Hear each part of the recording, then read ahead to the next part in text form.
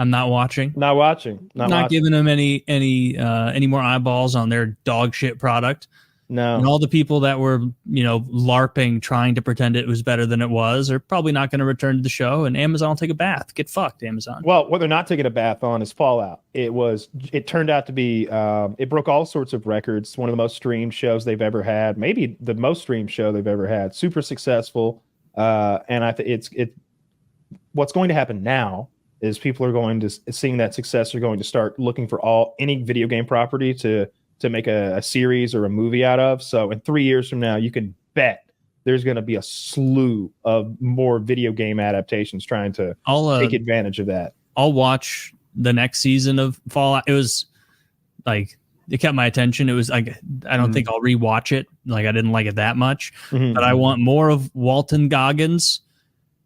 A similar fine amount of the girl. I liked her all right. Like, I wasn't like, didn't love her character, didn't dislike her character. She was just kind of the vehicle through which the show moved.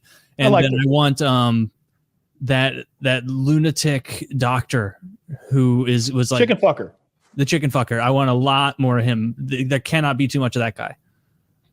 He was good. I like the show a lot. I'm looking forward to its return in 2 years, by the way. Why do they do that shit now? Well, they spend a bunch of money. They invest all that money in making season 1, and then they market it and they release it, and then they have to wait until we all like it and they see that it's profitable to make more, and then they pull the trigger on the more, and the wheels only then start turning. That's the problem. I don't like that. They need to, have some balls. Start season 2 right after season 1 is done. Have some confidence in your product.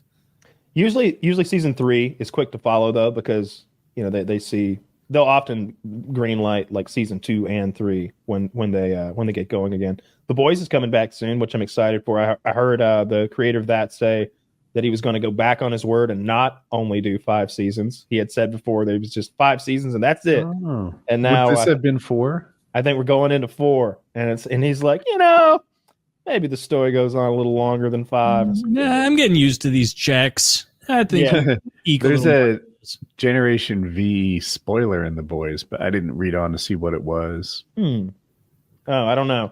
But I'm psyched for it. The Boys has been one of my favorite things on TV for a while now. I have a feeling we're on the second half of the bell curve in terms of how good I think it is, but we'll see. I'm still looking forward to it. I think we're going to get Homelander's trial for nuking that guy. And that's going to be fun as it mirrors like Donald Trump's trials, perhaps a little bit. I'm looking forward to that. Homelander is still the scariest villain in TV right now. Like when I watch that Fallout show, it's fun. I'm not afraid of any of the villains or the bad guys or the monsters. It's just a fun little romp. But whenever Homelander's on screen, I'm like, oh, I hope he doesn't like tear my favorite character's nose off or something awful like that. Like I hope he doesn't just like chimpanzee in every scene. Yeah. There's always an angry chimpanzee in every scene. Homelander said that he would beat Superman in a fight. Yeah, he's a dumbass. He said that he doesn't have a weakness of kryptonite. There is no kryptonite for Homelander. And that like Superman would be fighting fair while Homelander was throwing sand in his eyes. Yeah.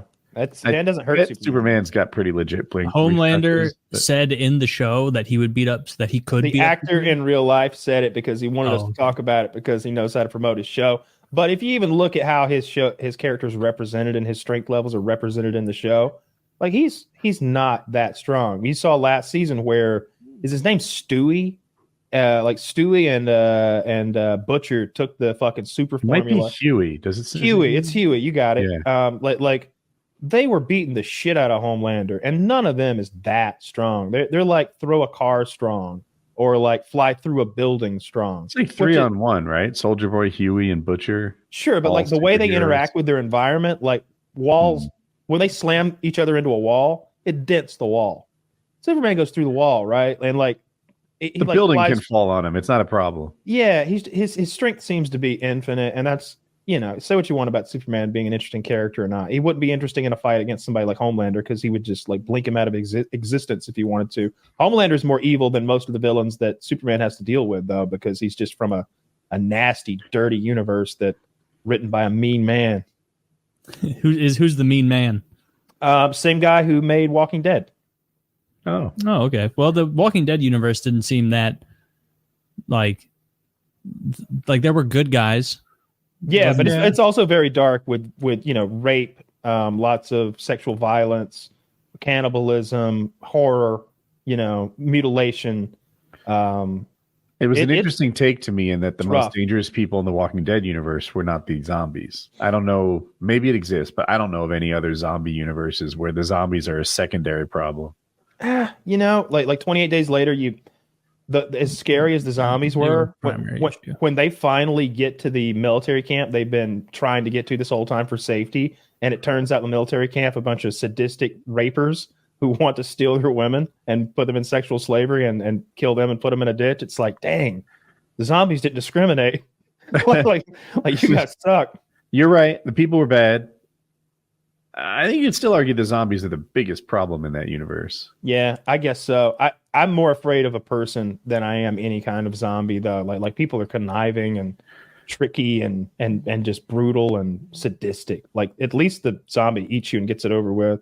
Like people are awful. People stay problematic, right? Most the zombies, like you said, are dumb enough that you can build up your environment, and then they're just wild animals. I mean, people survive amongst tigers and bears and shit like that all the time.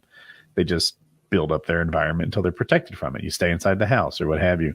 People, it's hard to protect yourself from them. They're clever. Yeah.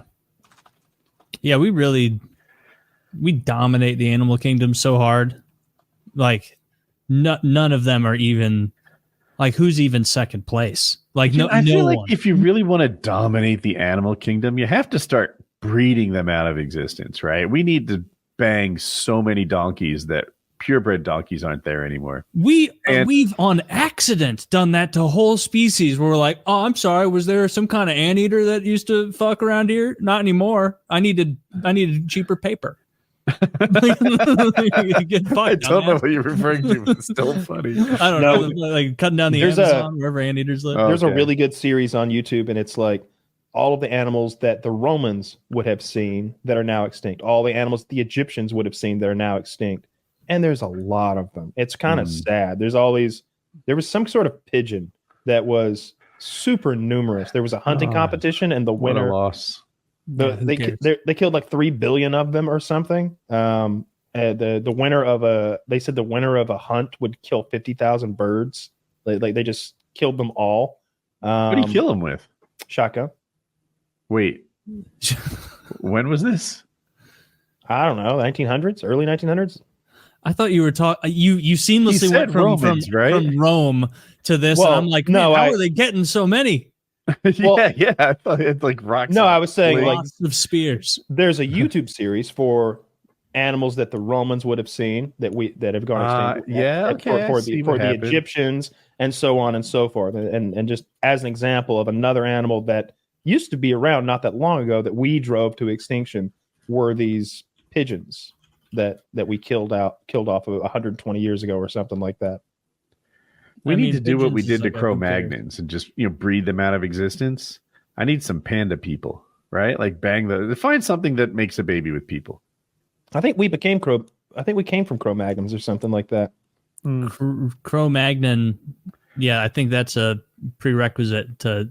Not prerequisite, preempted Homo sapiens, right? Or maybe they probably lived side by side for a while, and we were like, get a load of these fucking idiots, and then we figured out like boats and buildings and like That's- war.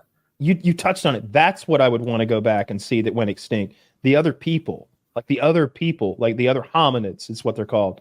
The other things that were a lot like us that had their own like little communities of intelligent beings. Pygmies.